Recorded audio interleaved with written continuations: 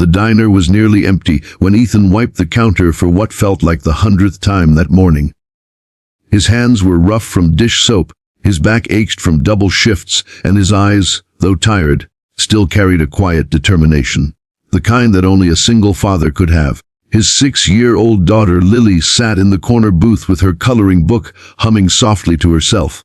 Every stroke of her crayon reminded Ethan why he kept going, why he swallowed every insult, smiled through every bad day, and kept showing up. Because for her, he'd endure anything. But that morning would test his limits in a way he never imagined. Before we go on, if stories of courage, kindness, and redemption move your heart, please take a second to like this video, subscribe to Kindness Universe, and share your thoughts in the comments below. It helps us spread more stories that touch souls just like yours. The diner door burst open with the shriek of expensive heels clicking against the tile. Heads turned as a tall woman in her mid-30s entered, wrapped in a designer coat that looked out of place in the humble little cafe. Her sunglasses stayed on even indoors, her expression one of practiced disinterest.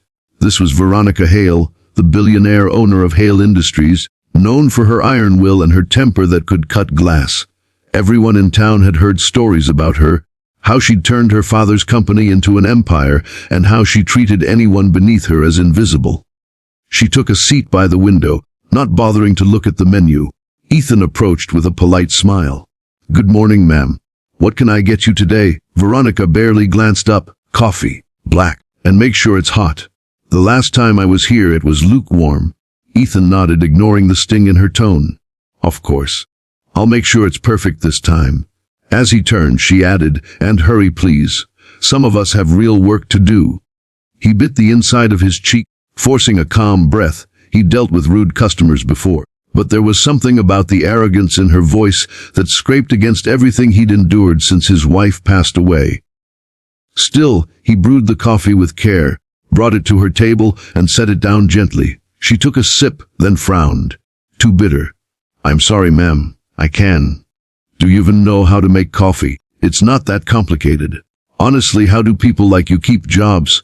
Lily from her booth froze mid-crayon stroke. Her big blue eyes turned toward her father. She'd never seen anyone speak to him like that before. Ethan looked at Veronica, then at his daughter. Something inside him shifted. He straightened his shoulders. "Mom, I'm doing the best I can. You're welcome to your opinion about the coffee, but please don't talk to me, or anyone else, like that." The diner went silent. The cook peeked out from the kitchen. Veronica blinked, as if she hadn't heard him right. "Excuse me?" "I said," Ethan repeated, calm but firm, "you don't have to be rude. We all deserve respect, no matter who we are or how much money we make." Her lips parted in disbelief. No one had ever spoken to her like that. Not her employees, not her assistants, not even her board members. For a moment, her eyes flickered with something Ethan couldn't read. But she quickly stood, tossing a $100 bill on the counter. "Keep the change," she said coldly. "You clearly need it." She walked out, her heels clicking like thunder. Ethan stood there, heart pounding, wondering if he'd just made a huge mistake. That night, after closing, he sat with Lily under the soft hum of the neon sign outside. She leaned against his shoulder. "Daddy," she said softly, "that lady was mean. But you were brave." He smiled faintly. "Sometimes being brave just means standing up for what's right, sweetheart." But the next day, when he showed up to work, something felt off. The diner owner, Mr. Jenkins, was waiting by the counter with a grim expression. "Ethan, I'm sorry, son." "We're letting you go." "What? Why?" Mr. Jenkins sighed. "That woman you talked back to yesterday, Veronica Hale, owns half this block. She called this morning. Said she doesn't want her employees insulted by our staff. If we don't comply, she'll cancel her property lease. I can't risk losing the business." Ethan stood in stunned silence, fired for defending himself. He felt his world collapse in an instant. He'd already been barely keeping up with rent. His daughter's shoes had holes. His fridge was nearly empty. And now this. He walked home with Lily's small hand in his, trying to smile for her sake. "It's okay," he whispered. "We'll figure something out." "We always do." Days passed. He applied everywhere. Construction, delivery, janitorial work. But no one called back. His name had clearly been blacklisted by someone powerful. He sold his watch, skipped meals so Lily could eat, and did odd jobs when he could. Through it all, he never complained. But at night, when Lily was asleep, he'd sit by her bedside, staring at the ceiling, praying for a miracle. Then, one rainy evening, a sleek black car stopped in front of their worn-down apartment building. A familiar figure stepped out. Veronica Hale. Ethan froze at the door when she knocked. "What are you doing here?" he asked, wary. Her tone, however, was different now, softer. "I came to apologize." He blinked. "Excuse me." She took off her sunglasses. For the first time, Ethan saw her eyes, not cold, but tired. "You were right," she said quietly. "I was rude. I was awful. I took my anger out on you because it was easier than facing my own mistakes. My father died recently, and all I've done since is bury myself in work and push everyone away. But when you stood up to me, no one ever does that. It made me see myself differently." Ethan didn't know what to say. The same woman who'd humiliated him now stood at his doorstep in the rain, admitting she was wrong. She continued, "I found out you were fired because of me. That wasn't right. I've come to fix it." He crossed his arms. "With all due respect, Ms. Hale, some things can't be fixed with money." "I'm not offering money," she said softly.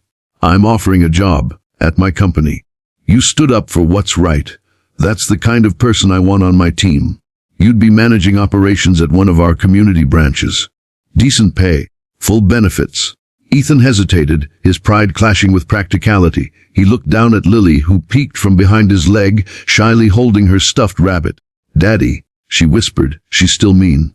Veronica knelt to meet her eyes. "Not anymore," she said with a sad smile. "I'm trying to be better." Something in her sincerity melted Ethan's hesitation. He extended his hand. "All right. Let's start over." Months passed, and true to her word, Veronica gave Ethan a chance, not just a job but a purpose.